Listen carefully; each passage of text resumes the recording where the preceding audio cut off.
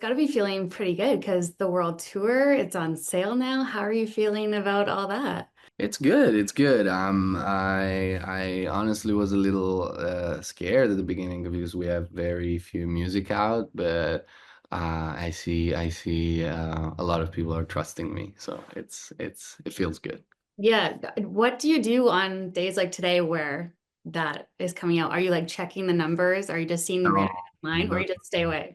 I learned through the years with that little of experience that I have that it's way better to not think about it and act like nothing is happening. Actually, I'm really taking a day off.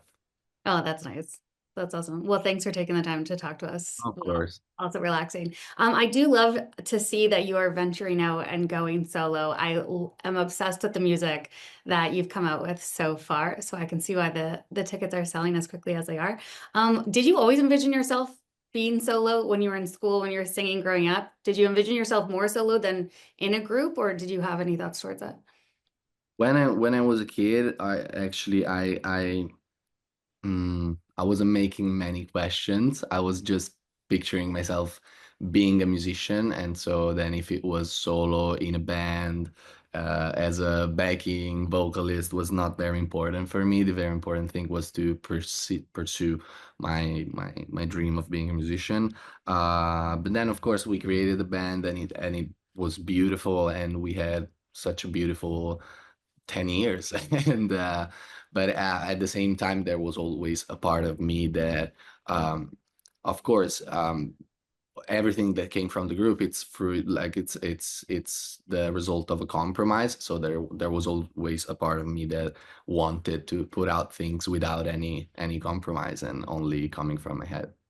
Yeah, and I can imagine too, many groups that I've talked to have said that it really is like a relationship, right? And like Yeah. there's a lot of compromise. You're always having to just decide on things collectively as a group. So do you find that it's a lot more creativity comes from being solo? I wouldn't say that it's more or less creative. I would say that it's a completely different approach. Mm. I still work in groups. I still work when I write music. I work with musicians and songwriters in the room because that's just how I learned how to do it. I feel that like when I'm writing alone, I get very like self-conscious, and when I'm with other people, it's more about playing the game of music, which is extremely fun for me. And also having other people helps you to have different point of view of your idea and things that you maybe didn't have considered until that point. But of course, again, being in a band, you have to tell everybody's story in a certain way. They don't have words; they have instruments to make themselves part of what's happening, and you have to be respectful of that. So it really has to be a synergy where every member of the band, in our case four, feels extremely represented by everything, while in this case I have people helping me to create something that represents me, so it's a different process. Were there a lot of concepts that you had for this upcoming album that you had in mind beforehand, or did a lot of it come when you were developing the album? No, yeah, I don't like to plan No. with music. No, I think it's very, in my case, it's very instinctive. And also like when I started doing the record, I didn't have actually not even the idea of how I wanted it to sound. So it was all about discovering it, and I think that actually the main topic of the record is actually this discovering of myself that I did throughout the record itself. Yeah, what did you learn about yourself through that? Because I'm sure that's just months of internal thought and storytelling. Yeah, no, a lot of things have changed for me in my personal life. I think that it really applied to my personal life more than for the artist. I hate this word, but for that side, because on that part, for me, it's really a consequence of what's going on in my life. So doing this really helped me figure out my life. So I think my music now it's more mature and it's more pure in a certain way because it comes from a happier place, from a more aware place. Yeah, what are you most looking forward to with the new music coming out? Is it having those fans learn more about you through the music? Is it getting to perform that music live, getting the feedback from fans? No, there's of course the part of the tour that I can wait to do because I have so many ideas and ways that I want to interact with people also differently from the past that really I can wait to put in practice. But at the same time, I always say that like the funniest part for me, the most fun part, not the funniest, it's just like imagining things. So I know that there's a tour, and so imagining how I want the stage to work and how I want the musicians to be dressed and my outfits and the moments and the cameras, like all this stuff. For me, it's really I my brain works very, very fast on these things, and I really get a lot of images and a lot of ideas, and usually it's always been what really moved me and what really makes me emotional about this job. Yeah, you can hear that too in Starlines. The first time that I heard it, I thought like, oh, I can't wait to see this live. Like this just seems like such a powerful song to hear in person or to like see performed on stage. So yeah, I'm excited for It's the gonna tour. be, yeah, Yeah, it'll be good. I've heard you say that you had 72 songs that you had yeah. written for this. How do you even begin to start narrowing that down? A lot of them sucked. Perfect. Cut those. Yeah. Yeah, there was a good 20 that was, no, I wouldn't say sucked, but you know, nothing special. Others were like not really nailing the genre that I'm doing now because they were like too early or a moment where I was like, okay, I don't really know what I want to do, so let's do something crazy. And they stay in the bank. Like every time a song doesn't come out, I'm like, oh, it doesn't mean that I'm burning it forever. It's still in my, database and I can use it whenever.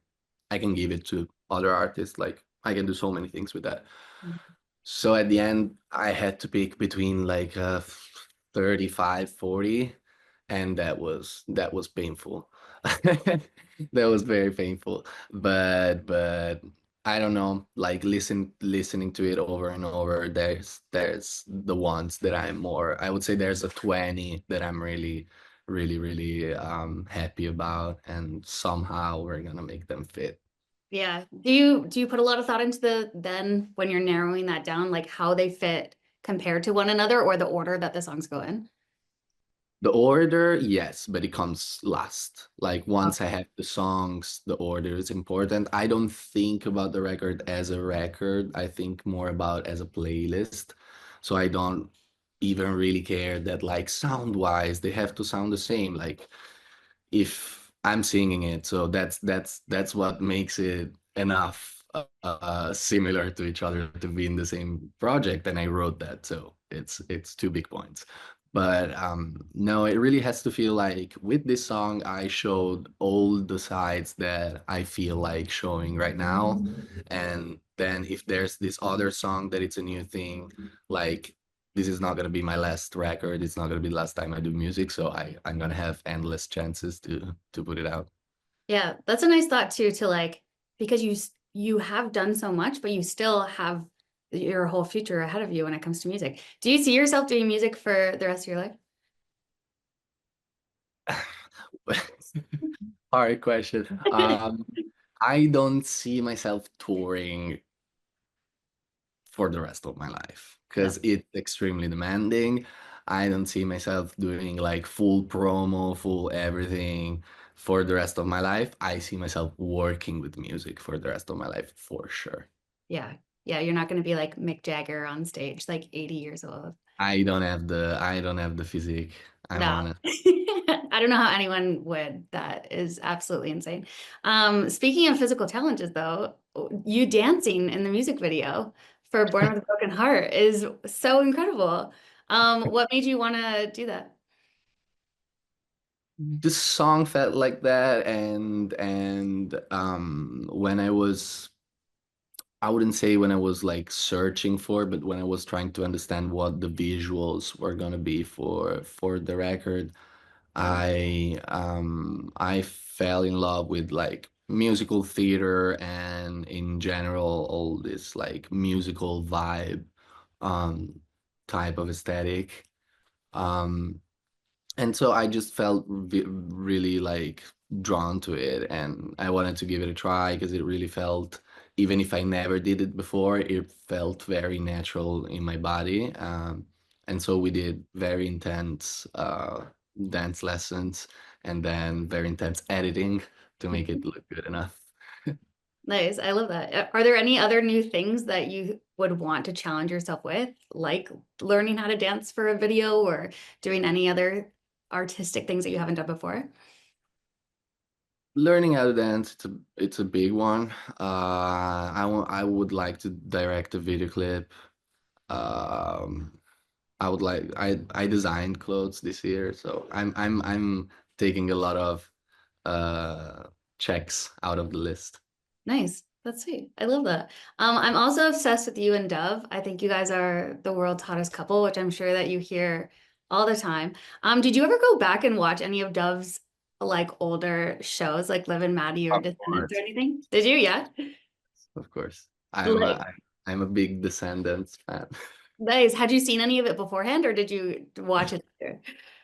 I know when I'm she was big on Disney when I was just like grow a little too old to keep watching Disney. So of course I heard of her and I saw her, but I was not like a huge fan. I was more on the like Zack and Cody generation. Same. Yeah. The fact that she can hear that and I can hear her laughing now, it's very funny. But yeah, yeah, no. I watch it with make fun of her. That's why you watched it. Also, Yeah. But no, she does a great job. So if I you're don't know. doing great, Dove. Incredible. That's awesome. Thank you so much for taking the time. Appreciate chatting with you. Congratulations on everything. I cannot wait for more new music to come out. Thank you. Thank you very much.